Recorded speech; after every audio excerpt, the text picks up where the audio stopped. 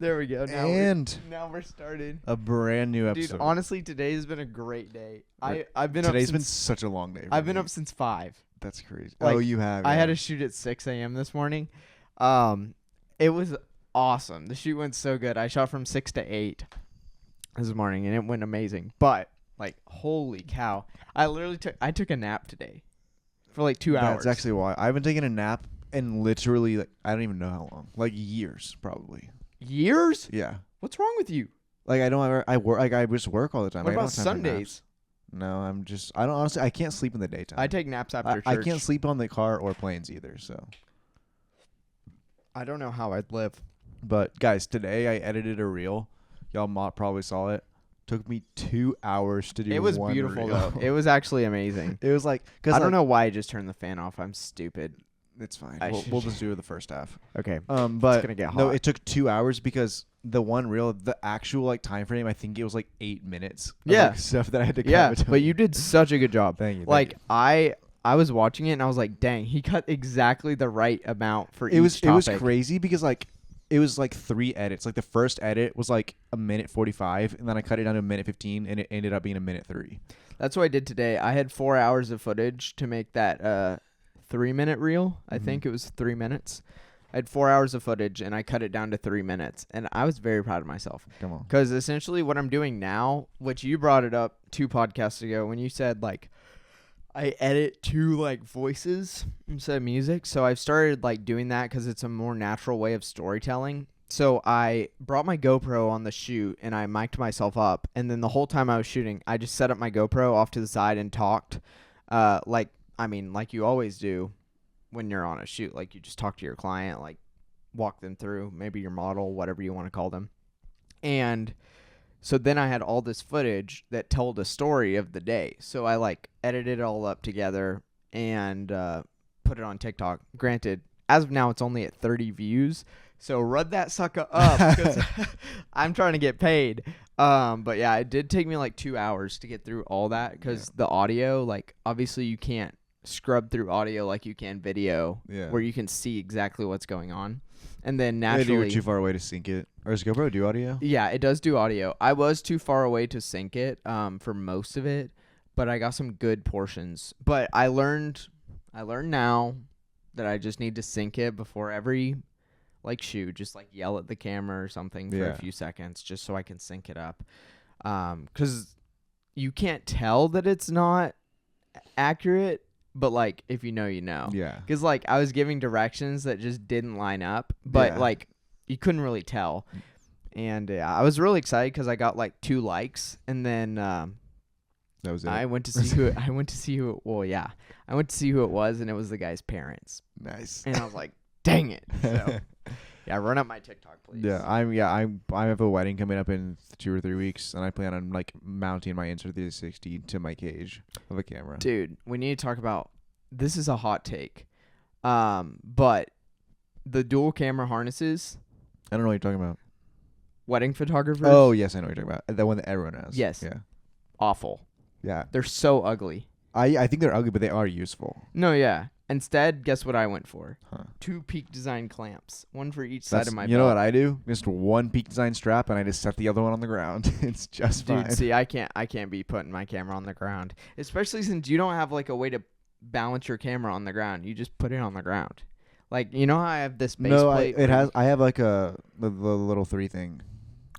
Oh, thank What's it God. called? You know what I'm talking about? No. It's like the base of the gimbal. Oh, yeah, the gimbal base. Yeah. I always have that on the bottom of mine. Photography? I don't for photography. Well, but you're about to do photo. Photography, what I do is like I have like one on a strap. It's like my main shooter, and then I just have one that I set like on a table or something because I'm shooting a wedding. It's like there's somewhere to set it. It's not like I'm setting it like on cement. Even during the ceremony? Yeah, actually. What? Because during the ceremony, basically I keep the 16 on, the one that's not on a strap, and I have the 24-70 on the other one, and then I just. You don't use 70 to 200? If I have 70 to 200, no, I usually put my second on that. Like I'm usually like up. Oh, that makes sense. See, when I'm a second, I shoot as if I'm both. So I always I do 24 to 105 f4 and then 70 to 200 2.8. And I understand 24 to 105 is like the greatest lens ever because it does everything. But it's an F4. If I had the 2.8, boy, oh boy, it would be next level. But as of now, my game plan is like not to necessarily ever upgrade to the 2.8 one, just because the F4 has done me good all these years. I mean, it's 2.8 though. It's mad expensive. It's like $3,000. But like eventually. Yeah, but the 24 to 105 F4 is like $400. It's valid. So like you could get like 8 of them.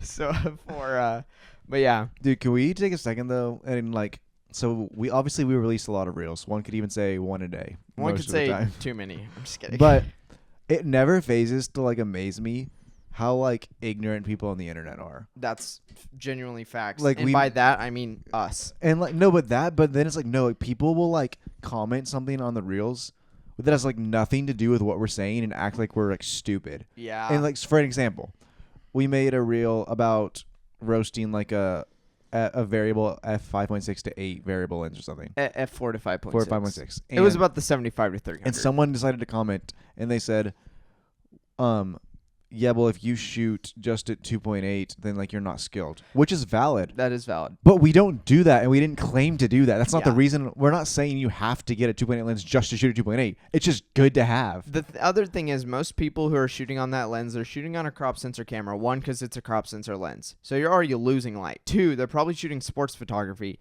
and they got that lens. Which that was the point of the reel. Yes. The point of the reel was saying a high shutter with that aperture is not going to be as good. Yeah. It's not saying, oh my gosh, you have to shoot at 2.8. I think people also come at us because we're like, we always are telling people like, oh, this sucks, this sucks, this sucks. Like, but here's honestly, the better option. We're really not. Like, when I edit reels, it's probably like, it might be 50-50 on like edifying versus non-edifying. Just the internet makes the non-edifying go viral. That's true. Every single time. Yeah. I mean, let's be honest. We're baiting y'all. We're hitting the bait and switch every day. I don't know how it happens, but like our words always get inflated against us. Yeah. And also, I do cut out like a lot of key context because it doesn't like it does help. fit as much. Yeah. So it's like It also helps it go viral when you cut all that out. Yeah. So like so many times, the top comment is literally like the next things out of our mouths that just wasn't included in the reel. Literally. Yeah. I mean that's the end of discussion. Like someone literally commented, I forget what it is, but like literally I was like editing it today and then I watched yesterday's reel and it was word for word what you said in the next sentence. I just didn't include it because it would have made it too long. Exactly, because so if you are a social media manager on TikTok, you need to know whether you're an intern, whether you're a paid guy, whether you're new to the job or not. The shorter your videos are, the better they do on social media. There's no way around it. In general. On TikTok specifically, because if you get a full loop of a watch, boom, you're golden. The reason my videos have 60 views right now is because they're 3 minutes and 6 minutes. And then the other one I just dropped literally 2 seconds before we hit record is 30 seconds. So we will see how those stack up. And I can almost guarantee you, despite the 30-second one not having a story at all and the other two having stories, well, the 3-minute one definitely has a story. The 6-minute one's a bag, like tour. I guarantee you the 30-second one will do better. Just because it'll get a full watch on most people who come across it. Yeah, that's true. That's why I did with a reel that I released recently. It was over a minute. I was like, dang, I don't know if it's going to be as good. But I was like, no, it's quality, so it'll do good. And it is doing good. Yeah. Like, everything we say comes with the grain of salt of if it's quality. Like, we can talk about gear all day. The bottom line is, if you're making quality, like, story, it doesn't matter. Like, it literally doesn't. That's the reason that, like, Casey Neistat gets away with using Tamron lenses every day of his life. Or iPhones. Like, Michael texted us the other day. He was like, oh, yeah, Casey Neistat could make a video on an iPhone and it'd still be compelling. The reason for that is story. And in my mind, the key to storytelling is good audio, straight up off the bat. 100%. Like, I've tried for so long to master story via like visual because everyone's like show don't tell, show don't tell, show don't tell. No, but like people need to hear the story. Like they can see the story, but like in order for it to really stick, like you almost have to have someone mentally guiding you through it. Yeah. Like, also verbally. on that note, as a PSA to anyone looking at buying like wearable microphones, if you're looking at Rode, upgrade for the wireless pros. Don't It's- go for the go-tos. It's so worth it. It's not even funny. Like I have the go-tos at work, but I have the pros from my personal use, and I literally just end up bringing my personals to work because they're so much better. They're insane. You get like 40 hours of record time. Mm-hmm. I've literally done like 10-hour long days. Never have had a battery life issue in my entire life. The Rode Wireless 2s I bought back when I was like a senior in high school. They've been untouched for I honestly should probably charge them just to make sure they still work because the battery probably decayed because of how little usage they've gotten. The pros, like I know they're $400. Probably the best $400 you could spend right now. Yeah. Like if you're like, oh, my videos are lacking story. Oh, like my videos are lacking context. A new lens is not going to give you context. What will give you context is capturing better audio or capturing more audio. And the key to that is having a tool that you're comfortable with and that's super reliable. And that's what the wireless pros are. They're insane. Yeah. I agree. Did you see what I said in my bag tour where I'll clip the NTG video mic to the wireless pro and then I'll literally hand it to someone and be like, go interview people. Yeah. Comes back, I have an hour of interviews to pull audio clips from, sound bites, whatever. And it's pretty amazing. I actually do that at weddings sometimes when I'm doing wedding videos. I've actually only done it in like two weddings, but like 2 recent ones where I just went to the best man because he was a pretty outgoing guy. I just gave him the wireless pro on a lapel. And then I gave him a camcorder because I didn't want it to be on an actual good camera. And so he went around and just interviewed people on a camcorder. Yeah. And the footage was so good. Yeah. Like, honestly, all this rise of VHS stuff is just proving that video doesn't matter as much as audio does. Like, like the tapeless setups, all that stuff. Like, if you get a tapeless VHS setup for, what, $200, pay $100 for the tapeless loop setup, and then pay $100 for your VHS cam off eBay. Dude, you throw like an insane mic on that or like a NTG video mic to the Rode Wireless Pros, obviously your mic setup is going to be triple the cost of your camera, but your video is going to be 3 times as good. 100%. So much more important. All right, let's get into these Let's get into these comments, guys. All right. Most people shooting film today are doing it because they saw it on Instagram, not because they fell in love with the medium. I fell in love with the medium, I must say. I've shot... But in general, I think that most people just see it on Instagram like, oh, that looks cool. Which is like a lot of things. Yeah, I mean, what's wrong with that? But it's like, I don't know. I feel like it's still not the same as like when you like... I'm in love with it. Fall in love with it. I'm in love with it. Because it solves a problem in my life, and that is... 1, I don't have to edit anymore. 2, it's simple. 3, the camera's tiny. And 4, I'm more intentional. Yeah. So it cuts off overshooting. It cuts off editing. So overall, it just makes the time. It takes it off me and puts it onto the film lab. Okay, well, this is completely off topic, but I recently just discovered the Canon Selfie GX20 printer. The printer, yeah. And I didn't realize these things were like, obviously, everyone's seen the guy on YouTube Shorts. Maybe he's on TikTok too, but I've seen him on YouTube Shorts. And he just takes people's portraits and then prints it out and gives it to him. Yeah. And I was like, oh my gosh, I want to get one of those just for like any shoot that I go on. But also the main reason I wanted it is for my Leica photos to make them look like Polaroids. That's what I have. Well, it doesn't make them look like Polaroids. You can print them and like leave a border on it and it looks the same way. At least on the G20 you can. Yeah. I was watching a ton of videos. It's just not the same vibe, I will say. But like for me, I was going to buy a bunch of Polaroid because I have 3 Polaroid cameras. Yeah. And he has 3 full size, 600 size Polaroid cameras? Yeah, 600. But Polaroid film is low-key expensive. It's so expensive. But with this printer, I can get a similar vibe. Basically, I want to have a whole Polaroid wall in my studio, and I have to start shooting a lot to do that. Yeah. And I was like, it's going to be way cheaper for me to do it on this Canon printer because I get 20 shots for, I think it's $18 versus Polaroid film, but it would be ridiculously more expensive. This is my Pelican case in which I keep all of the Polaroids that I've ever shot for my personal life, as well as the ones that my fiance has shot. And there's well over 150 Polaroids in here. That's live. And I just took 20 today. Live. So it's expensive, but it's so worth it. Especially if you nail the exposure. I got to pull this one up. Just because this isn't perfect exposure. It's still good, but the Polaroids don't have to be perfectly exposed. The detail in the building that it captures is so fun. Like this one, someone else took. Oh, that one's live. This one's so nice. I don't know if you can even see it, but just know But yeah, it's a great basically picture. Polaroids are great. If you like are trying to, And an Instax mini camera is $60, and Yeah. the film you can get about 50 shots for about $50. yeah, So $1 a photo. I mean, that's honestly, about what it is for the Canon printer as well, price wise. yeah. The I would look into the Kodak one as well because it's smaller. It has an app and like it's I don't know. I think it's better, but we'll see. All right. Why are natural light shooters scared of flash? I'm scared of flash. Are you kidding me? You know what I'm not scared of? You know what I am scared of? Flash in like sunlight. I've never done it. It does achieve a look that's extremely interesting if you do it right. Like very much como se dice, like editorial look, like Yeah. magazine cover look. Yeah, honestly I would like to do something like that just to try it. It is cool. I did it with you that one time, remember, with the flower? Yeah.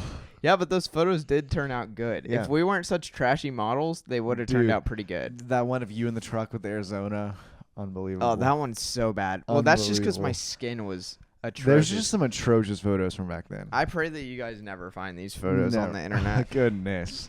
Whew. All right. High megapixel cameras are wasted on photographers who never print their work.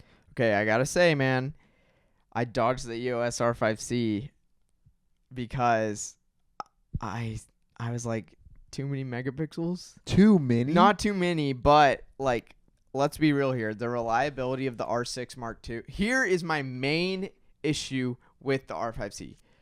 It doesn't have raw 4K or raw 6K. If it had either of those, it only has raw 8K light. Just the R Mark II doesn't either. Yeah, I know. Oh. But like, how often am I gonna want 8K raw light?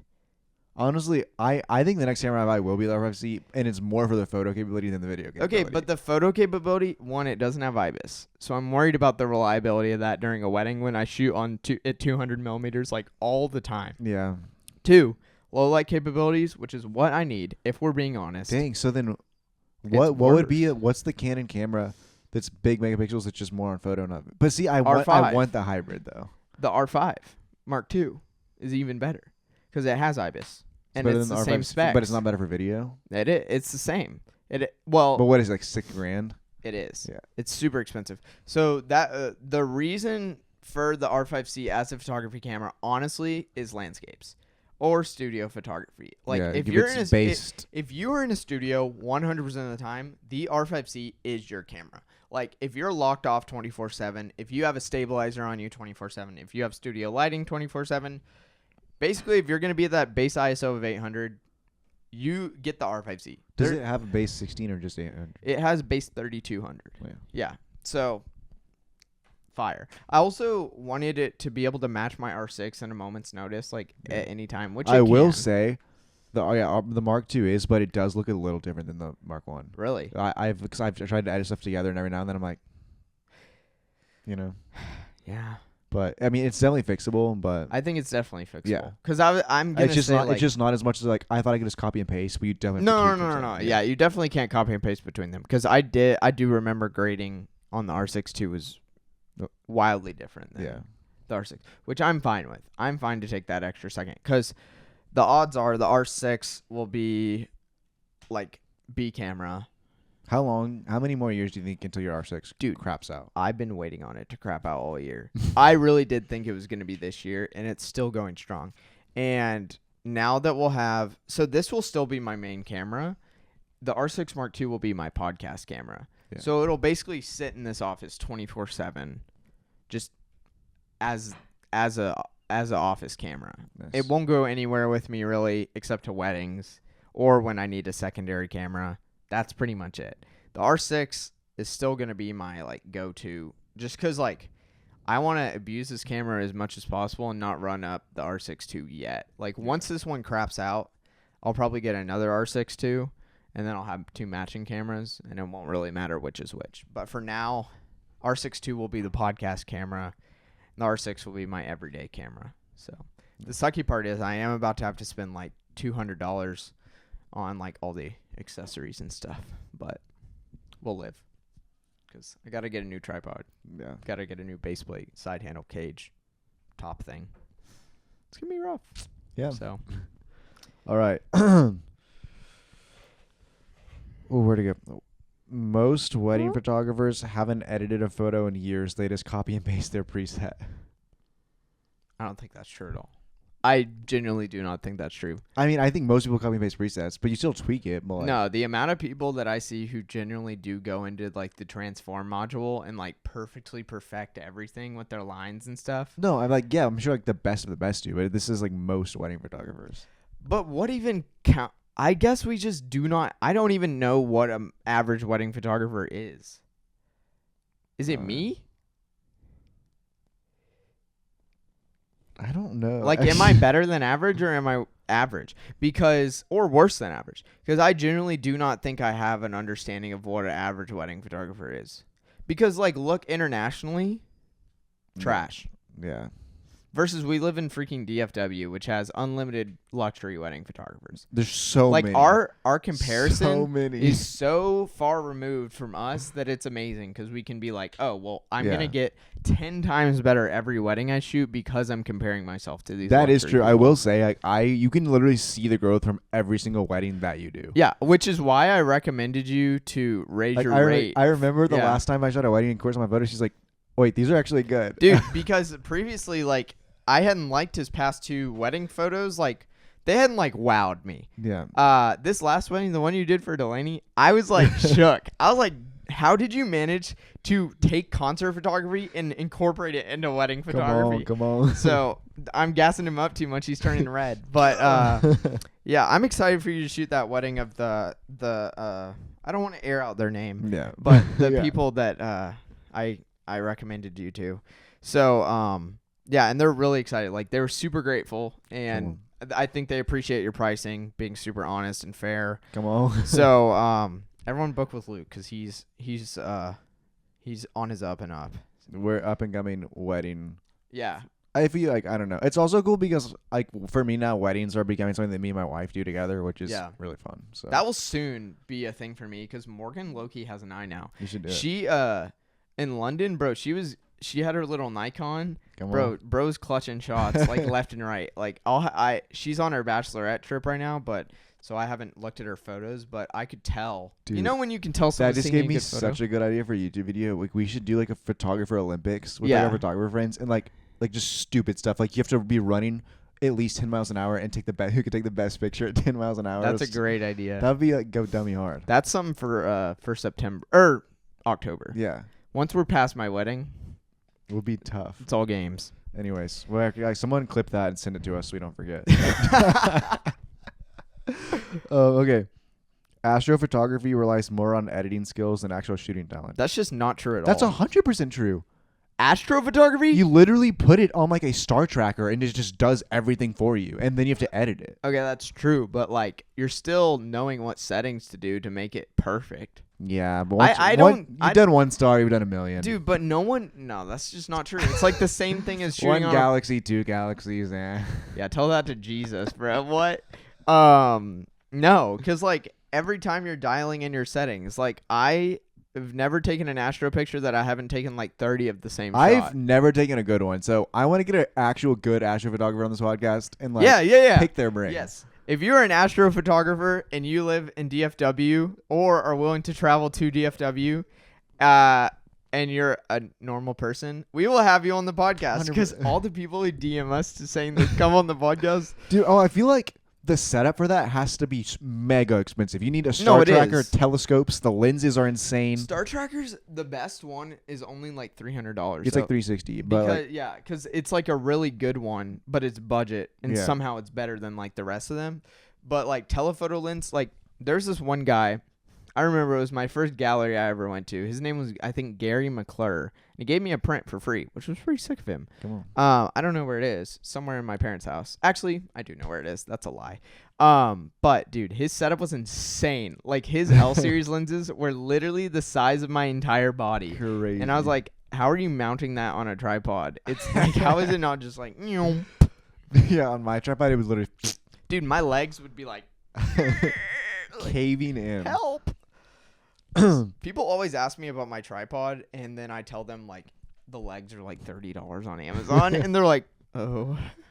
Yeah. Which low-key not a great idea, but Wait, yeah, I copied you. I got the same legs. I just took my head off. what head did you get? I had my Manfrotto head. That's a good one. Bro, Manfrotto monopod changed my life. So good, Dude, right? insanity.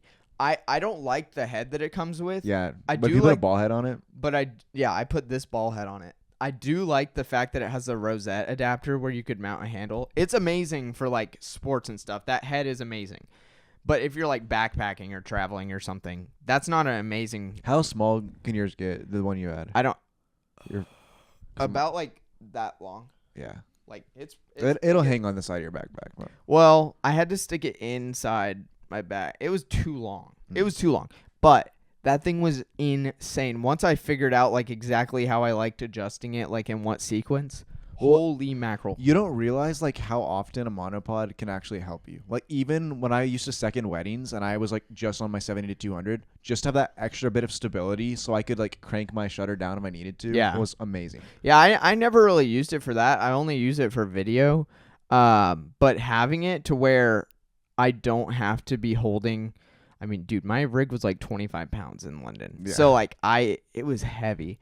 And just Imagine having if you had taken my full arm with you and you were just a robot. I really don't think that would have got through customs. No shot. And I also would have been sweating because it was a heat. It was the hottest it's been in probably 10 years in the UK. It was a heat wave, like a record breaking. Yeah. So I honestly like when I just had that on, I'm like, it looks like a bulletproof vest. Like, It you're does. Just like, dude, it looks what like are you're doing? asking for a like Yeah. Terminator It looks like I'm to like come about out. to like bust in somebody's house. Like, yeah. One dude, did you see the AI cameraman recently? mm-mm. Oh my gosh. Let me pull it up while you pull up our next topic. It genuinely scared me. What's like our time at? we're at 27. So, and my battery's dead, so we should probably take our We'll break. be right back. I haven't got my first electric bill, so My first electric bill was $155. My second one was like $230, and I think this one's probably gonna be $260. Ooh, that's so high. Yeah, it's yeah, but I guess we're filling the same amount of space you are, but No, our house is definitely bigger than an apartment. No, it's 2 bed, 2 bath, right? ours is like 1,000 square feet. Yeah, ours is like 12, Oh, I think. well then never mind. Yeah, but like I mean, we have fans.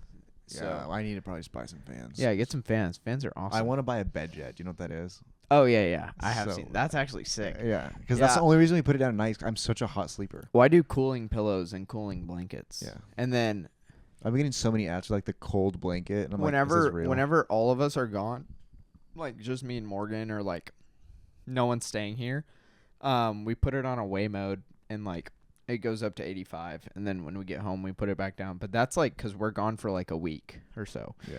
So yeah, this is super interesting for the podcast. Sorry, guys. We should keep it going. All right. Anyways, back to cameras. Back to cameras. Okay. Drone photography. These better be good. Drone photography is more about having a drone than having an eye. That's so I don't true. think that's true at all. Yeah, it is. No, dude, because the amount of drone shots that I've seen, like, I think I've only ever used one drone shot in my entire life because no one uses their compositional eye when they're up in the sky. Yeah. What's wrong with y'all? That's what I'm saying. Like, lock it, dude. Are you kidding me? What happened to people actually caring about, like, the shots that they get? I feel like when people are in a drone, they're, like, not. I'm going to be so honest. Like, if I wanted to take, like, an aerial shot, I would so much rather just be in a helicopter with a DSLR in my hand. Oh, yeah. You know, just get my helicopter out. No, but, like, you know. Like, no, that I doesn't make still sense at all. remember- Who has a helicopter on deck? I still remember the video of this guy who made, like, he's like a millionaire now because well, yeah. it was before drones. He just had a DSLR camera, and he, like, wanted to sell, like, art to hotels and stuff for just, like, on their walls. Right. And what he did is he went and he took, like, aerial shots of, like, all of the major highway interpasses in America and, like, sold them, like, all over the United. Like, he, like, made so much It's money actually genius. because it wasn't accessible yet, you know? That is genius. And yeah, it was like I was like, wow, that is so. You know what we smart. should do? We should get the Hasselblad DJI drone and redo that. Yeah. Just be like updated prints for Just everyone copy it, yeah. across America. Just copy his idea. If you see me buying a DJI Hasselblad, You know, we should. I mean, just an idea. It's not like it's hard to do. Like, obviously, all things are dreams. But like, if there's like a new hotel opening, we should just go take like a bunch of like Dallas fine art photos, if you will. that's what Michael did. Michael got commissioned for to outfit a hospital with a bunch of photos. He got good money from it, Yeah. and it was not hard. Have you seen the photos on my desk? Like at my desk. Yeah. I had a goal a while ago of taking a bunch of photos. That I could print that were pretty generic, but that were still tasteful and have good composition and stuff. And Loki, I could sell those. Also, you see that blue piece of tape? I do. Morgan put that up on the wall a month ago, and I just now noticed it. That was for us to paint over. That was a spot we needed to paint, and I forgot. Nice. So, anyways, always my office that gets looked over, huh? Facts, bro. My studio. We moved into an apartment. Everything in the house got finished except for my studio. Was the last possible thing we It did. is the least important. Yeah. I mean, I've been having people put their stuff. I've been having Morgan put her stuff in here. Yeah. When she was doing her bachelorette party packing, she put all her stuff in here, and then it really doesn't matter because only a couple times a month I'll have people come over here and shoot, and I'll just clean it up. So I'll just wipe this desk off and get that background ready. So, Do you edit on that? no, that's for Apple TV. It's like a trash monitor. It's I don't actually know. so I was bad. gonna wait, is it color work? No, it barely works. It's It's so bad. It literally has red fuzz. It's literally just so I can have something on, Nice. daytime trash TV if I Yeah. need to sit and work. Alrighty. Shooting portraits f1.2 isn't impressive when your subject's eyes aren't in focus. Yes, when their tip of their nose is the focal point, you're, I you're cooked. seen photos. Actually, I just recently did Skylar's hairstylist, and I can say the exact person because there's no way she's gonna see this. Just got a photo shoot done, and her face is just not in focus. No. And I was like, bro, and she's like, it's the cover image. And I was like, how did they not notice that? Her nose is literally in focus. What would be so funny is imagine you get your senior portraits back. You love them so much. He brought his RF L series 50 mil 1.2, and you go and get all of them printed 8x10, real big. Yep. None of them are in focus, and you're Spies. like, oh, I didn't know, Yeah.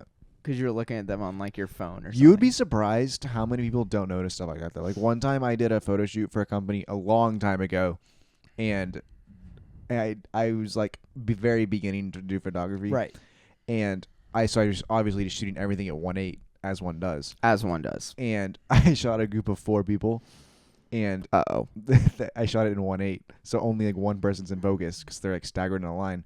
And they blew it up, and it was the cover image on their website. No one ever noticed. And every time I saw it, I was like, oh my gosh. Yeah, it literally makes you want to vom. Yeah. Dude, I don't think I really understood the power of f-stop in a group photo until last year. Weddings are what teach Yeah, you, bro. yeah, it'll get you good. It's the group photos. You're you're uh-oh. Because I would always do yearbook, but I'd never be in charge of group photos because they save group photos for the photographers who couldn't take candids, Yeah. aka the bad photographers. Facts. And so I would never do group photos. And yeah, I think I took some family photos and I tried to zoom in on them because it's a very high quality camera. You can zoom in pretty far. And then I was like, wait a second. Zoom back out. Why are these people in focus and these are not? And I was like, uh-oh. So now I really dial in Yeah. F8 or whatever.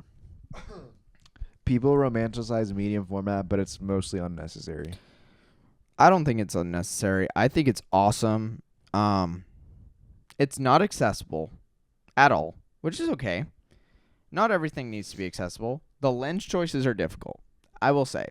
But if you're a vet and you have a 40 millimeter, that's all you shoot on, I would get a medium format camera with only a 40 millimeter 1.8 lens or a 1.2. Yeah. But because I think a 1.2 on medium format is what a 2.6 or something. Yeah. I don't know. There's Something something it's weird something with weird. the. So It is cool, though. Okay. I love medium format. Most product photographers overuse reflections and fake shadows. And bubbles. Not to mention the bubbles and the haze. The smoke, yeah. Don't forget the smoke. And The glitter. smoke is crazy. And water. Don't forget bro. water. I do think And there also also this and I think, yeah, smoke is definitely overused these days. yeah, says the guy who owns the Smoke Ninja. No, but okay, but I bought the Smoke Ninja for the purpose of like hazing a room without seeing it, because you know how you get those beams coming through the window. Right. I've tried, and I've been trying this multiple times in my studio to get this effect, and I don't know how they do it because it just makes my room smoky, and I'm doing it with the haze. You know what they're doing? No. Is they're putting a light outside the window. Yeah, I've done that, but it still does make my room is smoky. What? Like, I'm putting my light outside the window, shining it in to look like a fake light, if you will, but it's like it's like a smoky room instead of just a room. Clearly, you're not the Smoke Ninja. Clearly, I haven't mastered it. Yeah. But like I've looked up tutorials. You need to call I up just the don't know what I'm Smoke doing. Sensei. Ask him if you can become a Smoke Ninja. Okay. I disagree with this, but architecture photographers overly depend on tilt shift and forget about storytelling. They're a photographer. Yeah, honestly, like, if you're taking photos of architecture, you're not taking, like, I mean, cool. I know, like, if I was about to say, like, you don't have to tell a story, and, like, someone's going to be like, oh, you're always telling stories. But, like, if your subject is the building, great. Let your subject be the building. Let the building eat. Yeah, now, like, if your subject, you're taking architecture photos, but then you make your subject a person, cool. Then, like, Yeah. your subject is not the building. Like, that's kind of, it's not a crazy thing to say. Yeah. Like the Hasselblad photos of the library, it's not a clear subject. Your eye knows where to look because it examines the whole image. But, like, dude, you're taking a photo of the library. You're not, like, taking a photo of the whole thing. Now, where I can say, would that be, it wouldn't be still life. Would it? What would it be if, like, you take a photo of, like, a crowded street? Just street photography. Just street photography. Yeah, but, like, I think a lot more people are looking for that in their architecture photos. Like, they're actually looking for a story in their architecture photos. I mean, yeah, dude, the architecture photos that incorporate, like, long exposure of the buses hit, bro. I love those. You're such a nerd for that, I dude. love them. That's such a, like, grandma opinion, Dude, bro. no, somebody commented the other day and they said that long exposures are stupid, and I was like, They're not, but they're so overplayed. I know they're overdone, but like they're beautiful, and like I love them. Especially like if you're gonna do like, if you just wanted to like with the goal of take a picture and get it put inside of a lobby somewhere. If I see one more dude buy steel wool and light it on fire. Okay, that I've never stooped that low, but there's that, and then bro, we need to talk about this. Guys, please stop with all of the hella halation on all of the TikToks. So bad, dude. It's like they put the light in the background and then they're like, make it fuzzy. Yeah, the FX3 It's shooters. like, and it's that teal look, and it's like, Yeah. or they you know what they do? They go to a gas station and pump gas and just halate the entire, like, you know what I'm talking about? No. Oh yeah. I'll put it up in the reel, but like, guys, it's so overdone. Or like they go to the gym and it's just like halation, and you're just like, wait, what's your style? It's like, oh, halation. I'm a big halation guy. Halation's 522. Yeah. The fruits of the media. This is so facts. Most black and white edits just cover up bad photos. So true. It's true for me, bro. Any of my bad photos, I'm like, let's see what it looks like in black and white. Dude, I gotta say, you know that video I made recently, how the color grade I thought was so chopped? Uh-huh.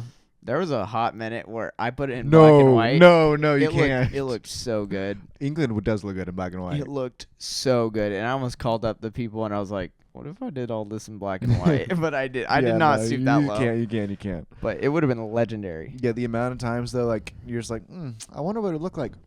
I'm an artist. Yeah. I'm like, I'm amazing. Like, after you've done your basic curve corrections for exposure and you put that thing in black and white, you're like, am I cracked? Like, am I him? So true. Okay. Food photography is becoming more about styling and less about actual photography. I think the styling is the photography. It's kind of like the whole point. I think yes, but how much of food photography do you think is Photoshop now? A lot. Probably like so much. Most of it, probably. Yeah. And AI. Like, they're definitely using AI for the backgrounds. 100%. And there's nothing wrong with that. Yeah. Like, it's advertising. You can do what you want. Dude, the other day I was like, I needed a picture of KFC chicken, and I just typed it into like, what's the one that does the Copilot, images? Dolly. Yeah. Copilot's low-key gotten insane, Bro. bro. Copilot for like informational graphics. Dude, the other day I told Copilot to make me an image of a lobster molting its skin. I thought it was an actual photo. I was like, oh my Okay, gosh. all right. This guy's gonna get scammed. Somebody steal his identity. He's at a weak moment. But yeah, I would say there's really nothing wrong with using AI in like as backgrounds, like in food advertising, because like, Dude, I mean, you know, I mean, like the you know food's what's the great? subject. Like I used AI the other day to help me make a logo. But like obviously I didn't just like make AI make the logo. I basically got it to like make like the graphic in the back that I wanted, and then I went in Photoshop and like whited out everything, and then I put in the text that I wanted in places and did that. But like it saved me so much time of having to like make that original starter point. Right. I love it for finding a font that I like. Like I'll like type in, oh, this is what kind of font I like, and it will make me a font, or like find a font that relates. Dude, you know what font I pirated the other day? Pirated. Was it not free? I don't know. It's the Heinz font. I don't know. Oh. They said it was definitely a sussy website, but like beautiful. Was font. it not just a font.com? That's my No, favorite. it was like such a sus website, and I was like, I shouldn't be here. Yeah. I was like, I really need this font though. It's like there's a League of Legends ads on Yeah. the side. You're like, I was like, what am I doing? It says download now, but I don't think Yeah, that's there's gonna 5 download. download Yeah. now buttons in green, and it takes me to a new private window. It's weird. Which one is it? Yeah. I will say, I saw. Do you know who Drew Gooden is? He's the guy who made the Vine where it's like road work ahead. Oh, okay. Yeah, I sure hope it does. So he makes all these like commentary videos on YouTube, and he brought up a point the other day. He made this video, I think a long time ago.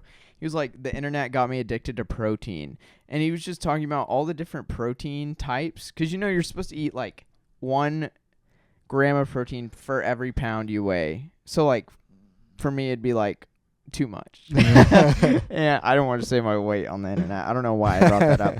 But he was saying really the only way to do that, honestly, is to use like protein supplements and like protein bars, protein stuff.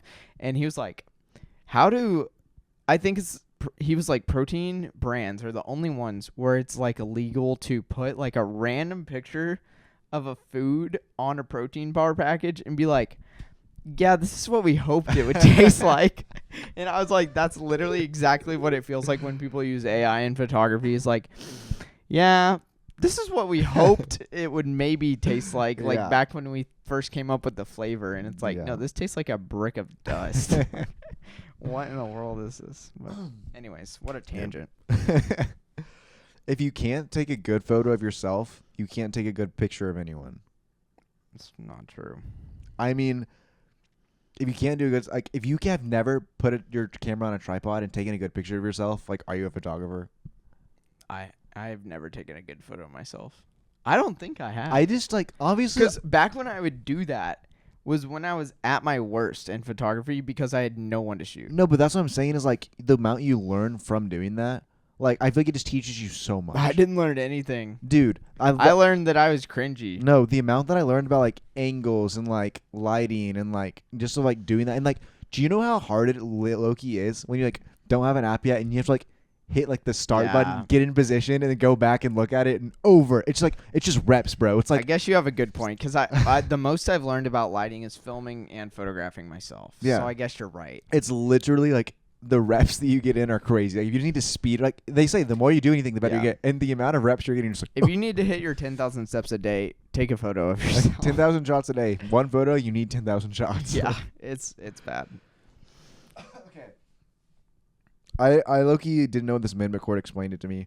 Photographers who never shoot tethered are slowing down their workflow for no reason. This doesn't apply to like anyone in our audience. Literally anyone. Because so tethering is when you get that like orange cable, you plug it into your camera, it goes to your computer. And it's usually like a pretty robust system. You would use an app called like Capture One or like one of the other ones that they have.